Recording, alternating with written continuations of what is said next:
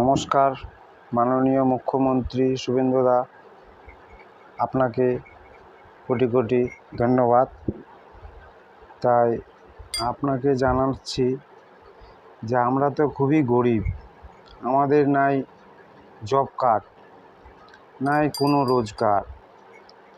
আশায় ছিলাম যে সরকারি অনুদান পাবো, তা সরকারি অনুদান পাওয়ার তো দেখতেছি আমরা উপযুক্তই না, কেননা আমরা তো ভোট দিই নাই। যারা ভোট দিছে, যারা চটি চাটছে, তারা এখনই সব কিছুই পাচ্ছে। আমরা তো ভোটই দিই নি, আমরা নাকি ভোট কাটা। আমাদের এদিকে কেউ আসে না সার্ভে করতে, আগেও আসে নাই, এখনও আসে না। তাই মাননীয় মুখ্যমন্ত্রী আপনার কাছে একটু অনুরোধ করে 2-4টা লোক অবশ্যই আমাদের এদিকে গ্রামে একটু পাঠান সার্ভিসিং করতে।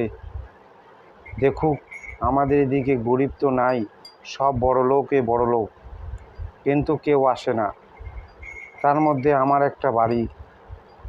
আমার বাড়ি একটু এসে দেখে যান, না হলে আমরা আর ঘর পাবো না।